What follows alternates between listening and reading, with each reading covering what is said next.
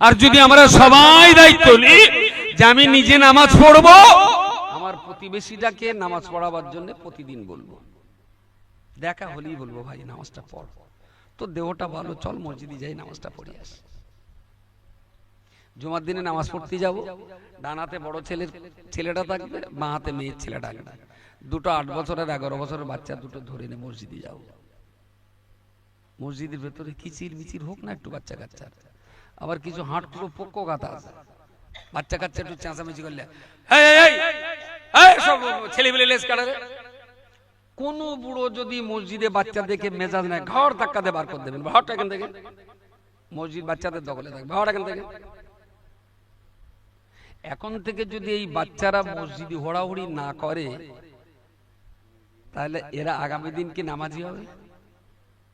ওটাই নামাজি হবে না। প্রত্যেককেই বলছি মসজিদে যাবেন, খালি হাতে যাবেন না। 5-6 বছর উপরের বাচ্চাগুলোর হাত ধরে নিয়ে যান, এখন থেকে অভ্যাস হোক।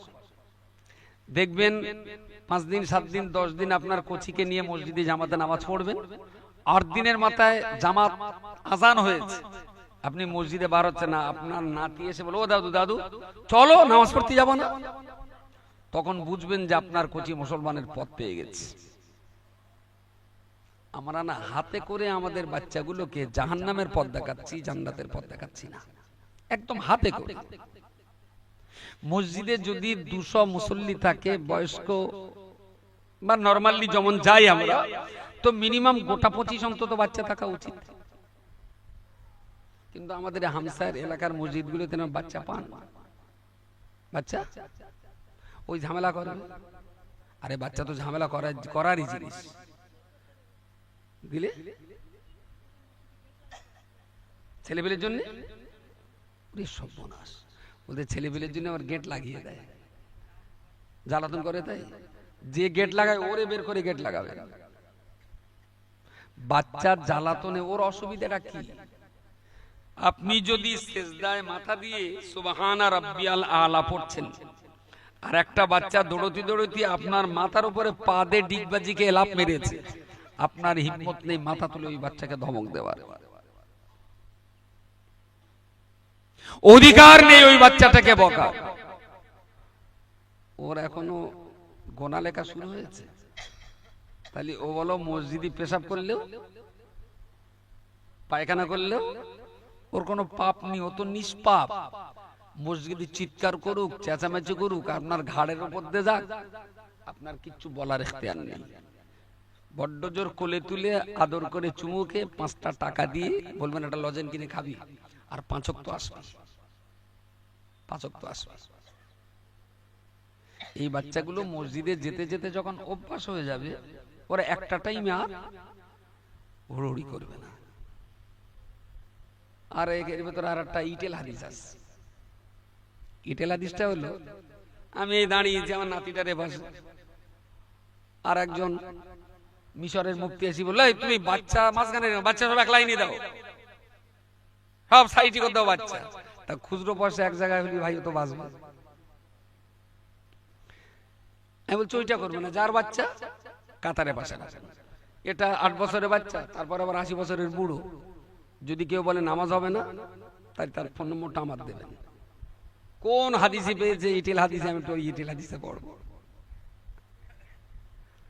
আমার পাশে থাকবে আমার নাতিরা, আবার একজন বড় লোক, তাই আর বাচ্চারা হুড়োহুড়ি মোটেই হবে না। বাচ্চা দিয়ে মসজিদ ভরে ফেলুন, দেখবেন আপনার জীবনের শেষ প্রান্তে দেখবেন এই বাচ্চাগুলো 12 বছর 14 বছরে মাশাআল্লাহ 5 ওয়াক্ত নামাজি হয়ে গেছে। আমরা হাতে করি তো আমাদের সমাজটাকে সর্বনাশ করছি। প্রিয় শ্রোতা মণ্ডলী, মনে রাখুন আল্লাহ নবী মুহাম্মদুর রাসূলুল্লাহ সাল্লাল্লাহু আলাইহি ওয়াসাল্লাম তিনি যখন নামাজ পড়তেন, 2টা নাতি হাসান হোসেন কখনো পিঠির উপরে কখনো কোলে, সিজদায় গেলে কখনো পিঠির উপরে তারা বসে পড়ত। রাসূল পাক সাল্লাল্লাহু আলাইহি ওয়াসাল্লাম মিনিটের পর মিনিট সিজদায় মাথা দিয়ে সুবহানা রাব্বিয়াল আলা পড়তে থাকতেন, না জানি পিঠের বাচ্চাটা পড়ে যাবে। তাই ওরা পিঠির উপরে থাকাকালীন হঠাৎ করে উনি কখনো মাথা তুলতেন নাতি পিঠির উপরে, তথাপিও রাসূলুল্লাহ সিজদা থেকে মাথা তুলছেন না। তাহলে নামাজি অবস্থায় বাচ্চা মানুষ এতটা জ্বালিয়েছে, তবুও রাসূলুল্লাহ তার বকেননি।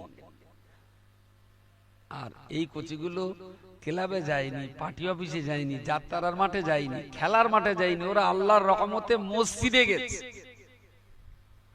আপনি এমন ব্যবহারটা করুন, তারা যেন আবার আসে।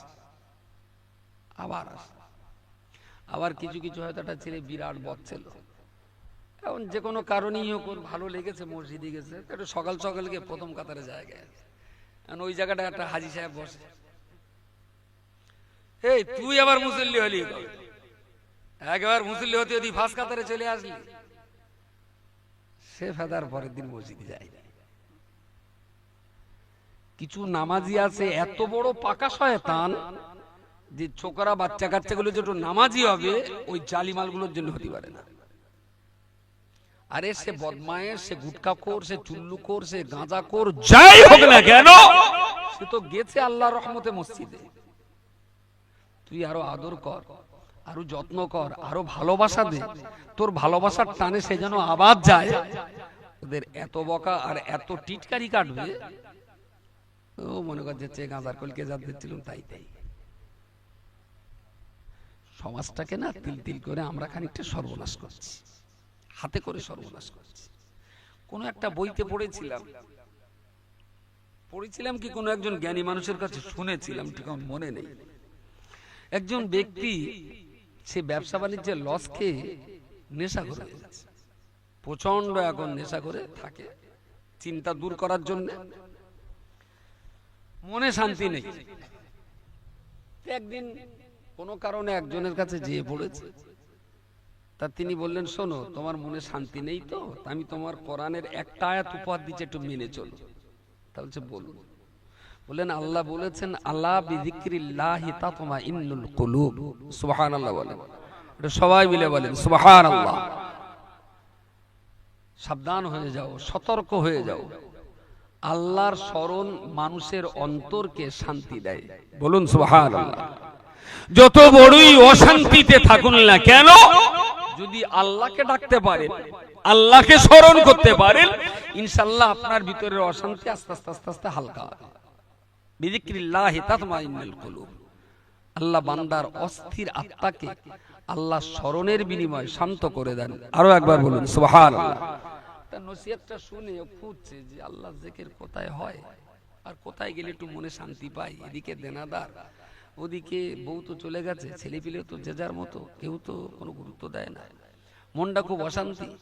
তা আল্লাহ জিকির আর কোথায় হবে, তারা মসজিদ পেয়েছে, ওইতে হচ্ছে মসজিদে যাই, সবাই এখানে আল্লাহ আল্লাহ করে, একটু মসজিদে যাই। তো এখন কি করে উজু করতে হয়, কি করে নামাজ পড়তে হয় কিচ্ছু জানে না। তো সবাই যখন উজু করছে একেবারে সব লুঙ্গি টুঙ্গি গুটকে এক জায়গায় এনে হেঁটু টেটু সব আলকাও তো জানে না, সব এই জায়গায় এনে দলা করে উজু করছে। তো ইমাম সাহেব যার বলছেন, কোথায় শালা গান্ডু উজু করতে এসে হেঁটো কাপড় সব উরুতের উপরে গুছকে, ভালো ইমাম সাহেব ইমাম জায়গায় চলে গেছে। মসজিদে যেয়ে নামাজের সময় নিয়ত করে এর একটু দেখে রুকুতি যায়, আবার রুকুতে মাথা তুলে ও যখন সেজদা দেয়, তার মানে লোকের দেখে দেখে ওর কারবার, জীবনে তো সব কাজ করিনি। এখন ইমাম সাহেব দেখেছে যে এই সব জিনিস মসজিদে আসে, যথারীতি নামাজ, ও নামাজ পড়ে বসে রয়েছে, সবাই আবার উঠেছে, ও উঠেছে। ইমাম সাহেব দেখে তো মাথায় রক্ত উঠে, কিছু পারো না নামাজ কালাম, তুমি কেডা তোমার মসজিদে আসতে বলেছে,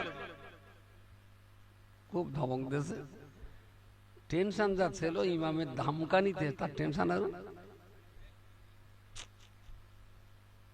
আস্তে আস্তে মাথা নিচু করে মনটা কালো করে বাইরে আসছে। লোকটা বললো যে জিকিরের মজলিসে গেলে কল্প শান্তি হয়, কিন্তু অশান্তি আরো বেড়ে গেছে, যাবো কোথায়? ডাক গাড়ি, গাড়ি দুটে একবারে চলে গেল হোটেলে। হোটেলের সামনে যে গাড়ি রাখতেই হোটেলের জার্সি পরে একজন বয় ছুটে এসে দরজা খুলে দিয়ে, প্লিজ কামিং স্যার। এক পা নিচে হাতটা ধরে বললো, স্যার বলুন আপনাকে কি সেবা করতে পারি? চলুন।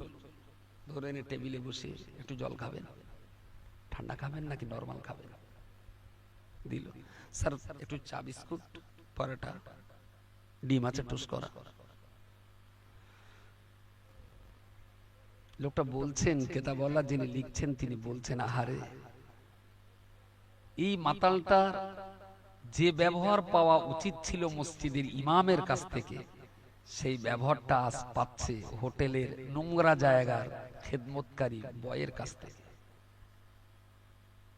ইমাম সাহেবটা যদি ওই মাতালটার ধরে হোটেলের বয়টা যে ব্যবহার করেছে এই ব্যবহারটা যদি ইমাম করতেন, বলেন বলেন, ওর দেহের অর্ধেক চিন্তা দূর হয়ে যেত, ইমামের জন্য পাগল হয়ে যেত, ইমামের কাছে বসতেন, ধীরে ধীরে ধীরে ধীরে সংস্পর্শে এসে হেদায়েতের আলোয় তার অন্তরটাও আলোকিত হতো। খুবই দুর্ভাগ্য আমাদের, শুধু কিতাবপত্র পড়লেই ইমাম হওয়া যায় না, তার জন্য ট্রেনিং নিতে হয়, কিছু ট্রেনিংও নিতে হয়। যে আমার মহল্লাতে হাজি আছে, দরবেশ আছে, চুবি আছে, বেনামাজি আছে, চোর আছে, গুন্ডা আছে, মাতাল আছে, নেশাখোর আছে, এরা সবাই তো আমার এলাকার মানুষ, সবাই আমার গ্রামের মানুষ, আর আমি ইমাম হিসাবে এদের সবাইকে জান্নাতের পথ দেখাবার জিম্মাদারি আল্লাহ আমাকে দিয়েছেন। চলো মোতাল্লি সাহেব একটু দাঁড়ান, হাফেজ সাহেব একটু দাঁড়াও দিন বাপ, মোতাল্লিটার নিয়ে, হাফেজটার নিয়ে, গ্রামের মেম্বারটা নিয়ে, দুটো মৌলভী সাহেব নিয়ে, একটা হাজি সাহেব নিয়ে চলো দিন আজ একটু রফিক মাতালের বাড়ি যাই। শুনেছি সে সবসময় মদকে চুরুট হয়ে থাকে, চলো দিন আজ কদিন আমরা মিলে একটু এই মাতাল্লার কাছে যাই। রফিকের বাড়ি গিয়ে দেখে রফিক পারেন নাই। রফিক বলছে, জি হুজুর, আমরা এসছি, এসো। তা দেখি হুজুর আপনি আমার বাড়ি, কেউ তোর বাড়ি জানো তো মাতাল, কেউ তো মাতালের বাড়ি যায় না। এখন মসজিদের মোতাল্লি, ইমাম, হাফেজ, মাওলানা, মেম্বার, হাজি সাহেব, গ্রামের মাথা মাথা 10টা-12টা লোকের বাড়ি। ও তাড়াতাড়ি করে হেঁটো টেটো ঢেকে জায়গাতে ভাই বসেন, বসতেও দেবে, আদরও করবে, যত্নও করবে। বউডার বলবে শিগগির একটু চা কর, হুজুর রাইস। চা করে দিলে 4 কাপটা হাতে নে ঠোঁটের কাছে ঠিকই আবার ফিরে আছে, রফিক তো সব ভালো, তোর আচরণ ভালো, তোর কথা ভালো, তোর চালচলনও আমার ভালো লাগে, তা তুই এই মদটা ছাড়তে পারিস নে ভাই। তোর বাড়ি যদি আজকে এই চাড়া খাই না, গ্রামের লোক ফতোয়া দেবে ওখানে যে মাতালের বাড়ি খায়, ইমামের হোসেন নামাজ হবে না। তা তুই দিছিস যখন আমি খাবো, তোর কথাটা আমি রাখছি, তা আমার একটা কথা অন্তত রাখ, তুই রোজ তো 2 গ্লাস খাস, আজকে তো অন্তত 1 গ্লাস খা। আস্তে আস্তে এটা ছাড় ভাই, আমি তো তোর গ্রামের ইমাম, তোরে পথ দেখানোর দায়িত্ব আল্লাহ আমার মতন ছাগলের উপরে দিয়েছে। আমি যদি তোর পথ না দেখাই, আল্লাহ তো আমাকেও ছাড়বে না কিয়ামতের দিন। তা তুই ভাই আল্লাহর রাস্তায় একটু ভালো হয়ে যা ভাই। 10টা মাতালকে যদি বলা হয়, 2টো মাতালও কি কথা শুনবে না? কথা সমাজ এদেরকে কেউ মানুষ বলে দাম দেয় না। স্টেজে চিৎকার করে, চেঁচামেচি করে হেদায়েত আর ধর্মের সব কখনো উদ্ধার হয় না।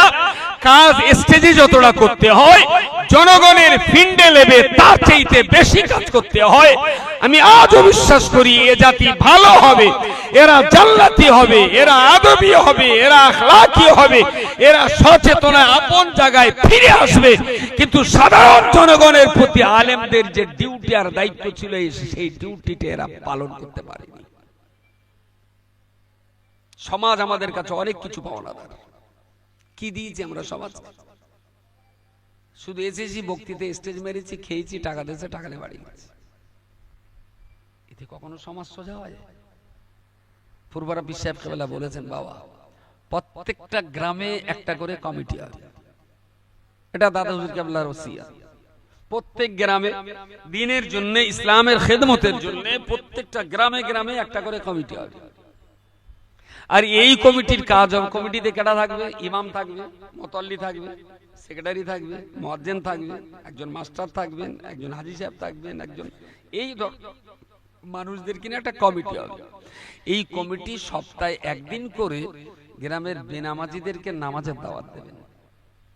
যারা কোরআন পড়ে না তাদের কোরআন শিখতে উদ্বুদ্ধ করবেন।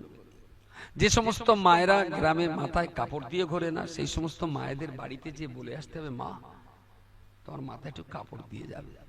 তুমি মাঠে যাও, ছাগল নিয়ে দেখেছি তোমার মাথায় কাপড় থাকে না, তুমি কাপড় দিয়ে যাও মা।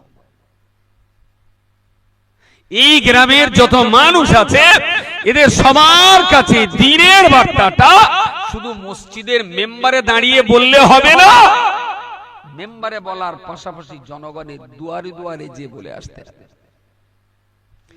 রাসূলুল্লাহ শুধু মসজিদে নববীতে ওয়াজ করেছিলেন, তায়েফে যাননি। তাহলে আমাদের শুধু মেম্বারটাই থাকবে, আর কোথাও আমরা যাব না।